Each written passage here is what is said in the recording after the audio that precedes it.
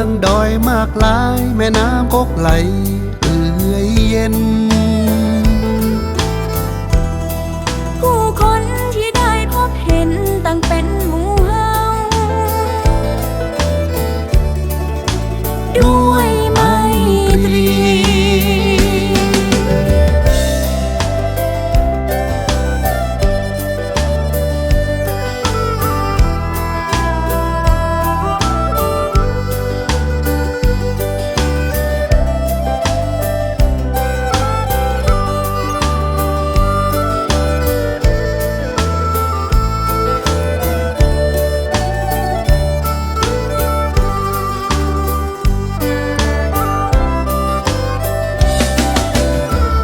เทิงฟ้ามีเขามีสาวจีนห่อบนดอยแม่สลองมีหมอกห่มคลุมแก้มน้องอีสาวบ่ต้องแต้มเครื่องสำอางตีนดอยที่อยู่ข้างล่างต่างก็เป็นสร้างเย็ดให้เย็ดมา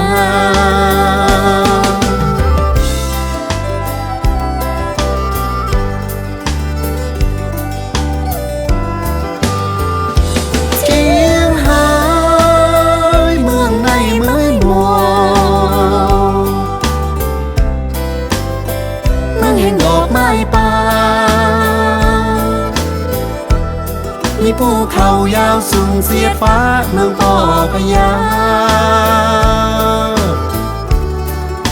เมงราย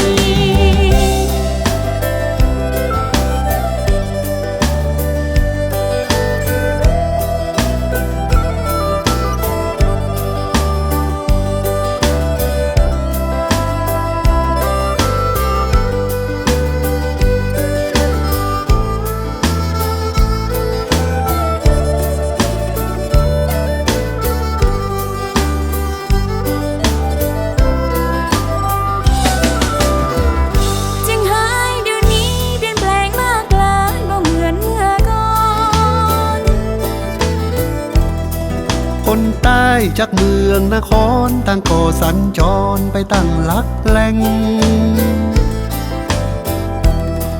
เพิ่มสีเพิ่มสันเพิ่มแสงเร่งสร้างเร่งแบ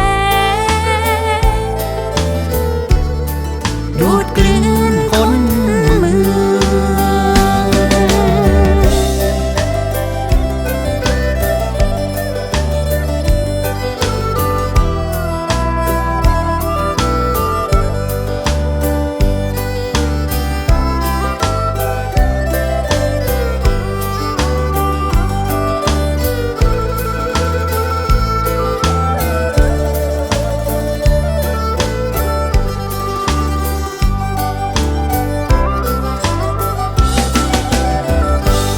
กับอุ้ยแจ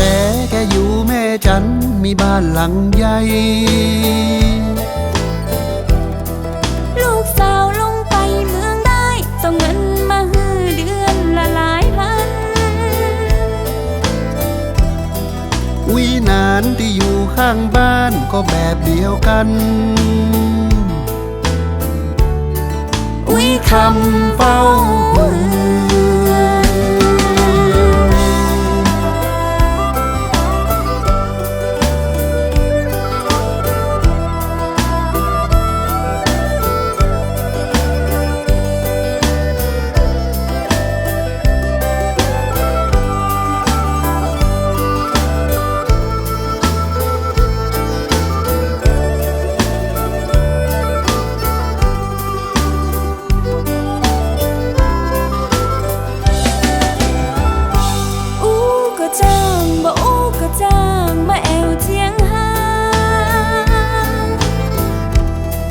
เอื้องป่าเอื้องดอยมากลายแม่น้ำกกไหลเอื่อยเย็นผู้คนที่ได้พบเห็นต่างเป็นหมู่เฮา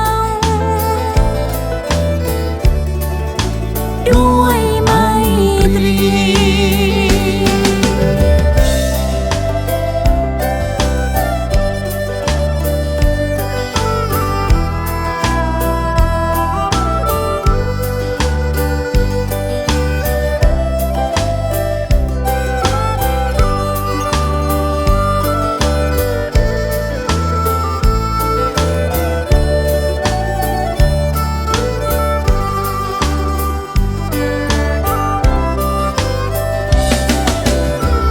เทิงฟ้ามีเขามีสาวจีนห่อบนดอยแม่สลอ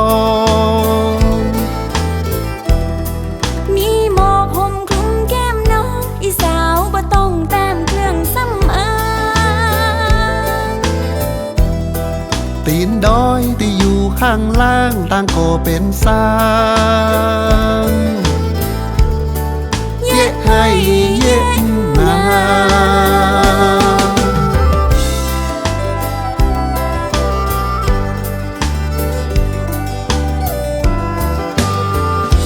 เจียงไฮ้เมืองในเมืองมอง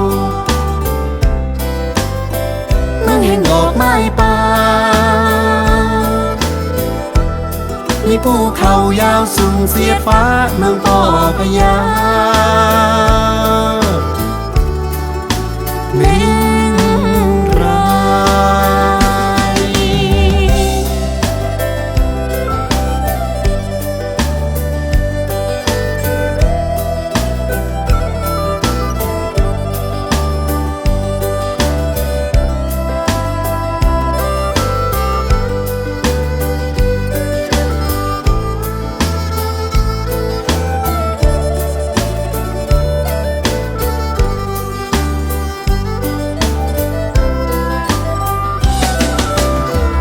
เจียงไฮ้เดี๋ยวนี้เปลี่ยนแปลงมากหลายบ่เหมือนเมื่อก่อน คนใต้จากเมืองนครต่างก็สัญจรไปตั้งหลักแหล่ง เพิ่มสีเพิ่มสันเพิ่มแสงเร่งสร้างเร่งแบงดูดกลืนคนเมือง